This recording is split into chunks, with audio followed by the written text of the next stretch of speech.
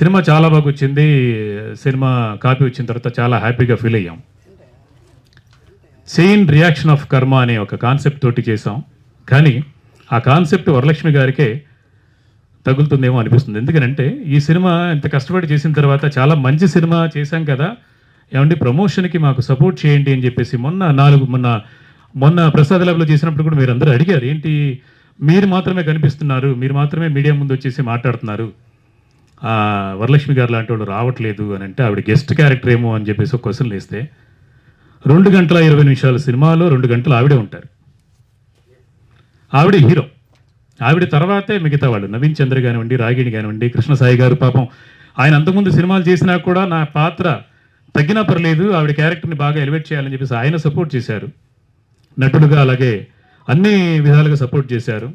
So ఆయన duty చేస్తూ రాత్రి 4-5 గంటలకి ఇంటికి వచ్చి మళ్ళీ 6:30కి అంతా లొకేషన్లో ఉండేవారు. అంత కష్టపడ్డటువంటి ఆయన కూడా ఈ పత్రికా ముఖంగా థ్యాంక్స్ చెప్తున్నాను. సో వీళ్ళందరి కష్టాన్ని నిలబెట్టాలి, సక్సెస్ చేయాలంటే ఏం చేయాలి? వరలక్ష్మి లాంటి వాళ్ళు లక్షలు డబ్బులు తీసుకొని, అంటే ప్రెస్ మీట్కి వస్తే 30,000 40,000 తీసుకుంటారు కొంతమంది ఆర్టిస్టులు. నేను కూడా ఆ మధ్య సినిమా చేశాను, ఆదిపురం అనే సినిమా. దాని తర్వాత ఈ సినిమా, నేను నిర్మాతగా 5 సినిమాలు చేశాను. నిర్మాతల కష్టం, నిర్మాతల బాధ నాకు తెలుసు. రిలీజ్ రోజు వరకు, అంటే మార్నింగ్ షో పడే వరకు ఎంత కష్టం ఉంటుందో, ఎంత బాధ ఉంటుందో నాకు తెలుసు. ఆ బాధ ఆవిడికి కూడా తెలుసు. ఎందుకంటే మా సినిమా ఫస్ట్ హాఫ్ డబ్బింగ్ చెప్పేసి ఆవిడ సినిమా కోసం 3 నెలలు మా సినిమాకి డబ్బింగ్కి రాకుండా 3 నెలలు ఏడిపించారు. సెకండ్ హాఫ్ చెప్పడానికి 3 months పట్టిందండి. ఈలోపు ఆవిడ సరస్వతి అని ఒక సినిమా షూటింగ్ డైరెక్షన్ చేసేసారు, సినిమా తీసేసుకున్నారు. ఆవిడ సినిమా మా సినిమా కాదా? ఎందుకంటే ఆవిడ డైరెక్షన్ చేశారు, ఓకే అఫ్కోర్స్ డైరెక్షన్ చేస్తే నేను అంతకంటే, అంటే నేను ఇండస్ట్రీకి వచ్చినప్పుడు 31 సంవత్సరం అయింది, ఆవిడ ఏజ్ 42. అంటే నేను ఇండస్ట్రీకి వచ్చినప్పుడు 10 ఏళ్ల వయసు ఉండొచ్చేమో ఆవిడకి, అంతే కదండి.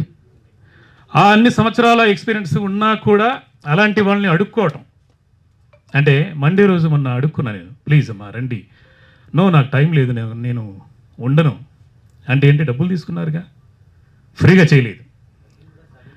డబ్బింగ్ సగం చెప్పాక, ఫస్ట్ హాఫ్ చెప్పాక 3 నెలలు ఆపారు. అంటే తన సినిమా కోసం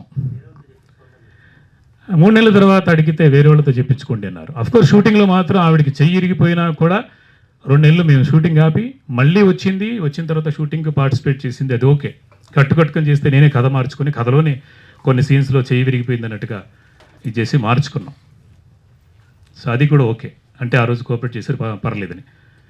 కానీ ఆవిడ చెయ్యి ఇరిగిపోతే కోఆపరేట్ చేశారు అన్నప్పుడు నేను ప్రతిరోజు 3 గంటల వరకే షూటింగ్ చేసి, అంటే మధ్యాహ్నం వరకే షూటింగ్ చేసి ఇంకో 3 గంటలు ప్రొడ్యూసర్ గారిని నష్టపరుస్తూ సినిమా చేసింది ఒక వారం రోజులు. దానికి కూడా మేమేం అనుకోలేదు. సర్లే పాపం ఆవిడకి గాయమైంది, దెబ్బ తగిలింది కాబట్టి మనం కోఆపరేట్ చేయాలి, మన సినిమాలోనే జరిగింది కాబట్టి అని చెప్పేసి కోఆపరేట్ చేస్తాం, అది కూడా ఓకే. ఇవాళ ఈ సినిమా కోసం కృతి వర్మ ఎక్కడో ముంబై నుంచి అంటే నేను ఇందులో ఒక చిన్న పార్ట్ చేశాను, దానికోసం నేను రావాలి, చేయాలి, సపోర్ట్ చేయాలి అని చెప్పేసి వచ్చినటువంటి ఎంఐ గ్రేట్.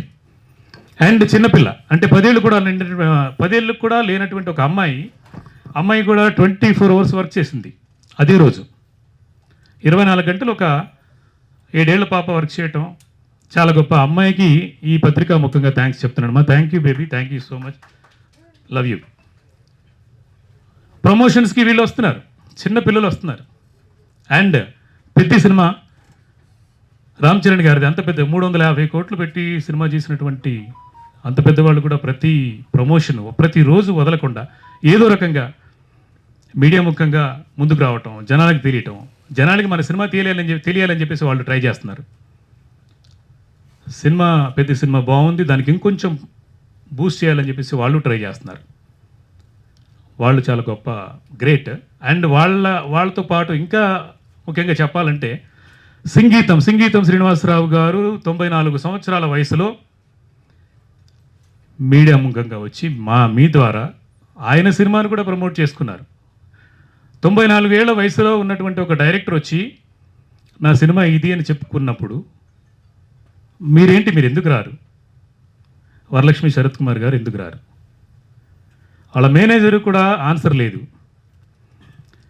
డబ్బులు ఇవ్వనప్పుడు మాత్రం ప్రతిరోజు ఫోన్ చేయడమే, ప్రతి గంట ఫోన్ చేయడమే.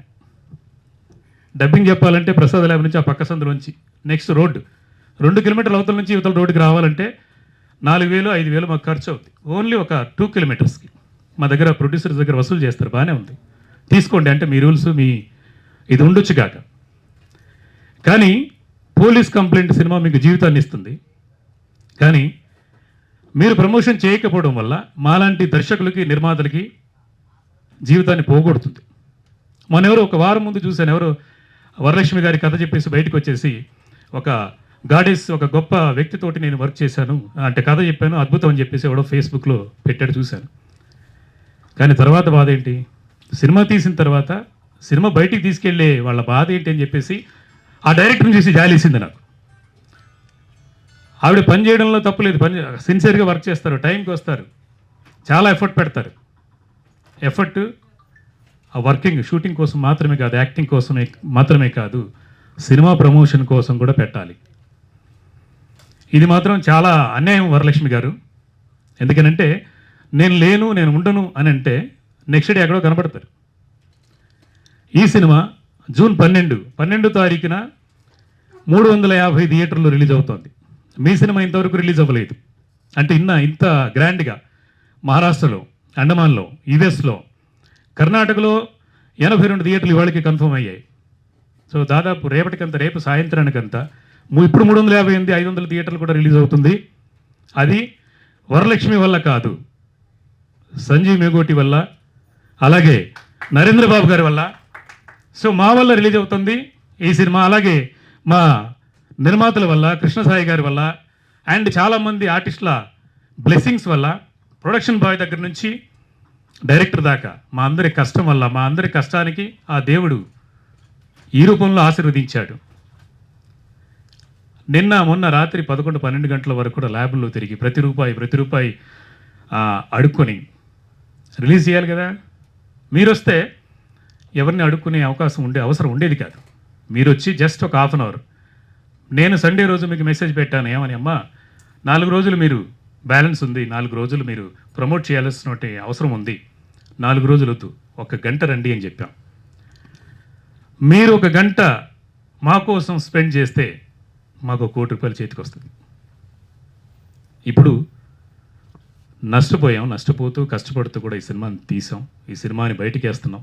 ఈ సినిమా సక్సెస్ అవుతుంది. ప్రేక్షకుల ఆశీర్వాదం, అలాగే మీడియా మిత్రుల ఆశీర్వాదం, మీ అందరి ఆశీర్వాదంతో పోలీస్ కంప్లైంట్ జూన్ 12 తారీఖు రిలీజ్ అవుతుంది.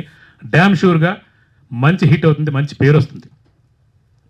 సో మీరు ఇంట్లో కూర్చొని ఫీల్ అవ్వండి. Thank you so much.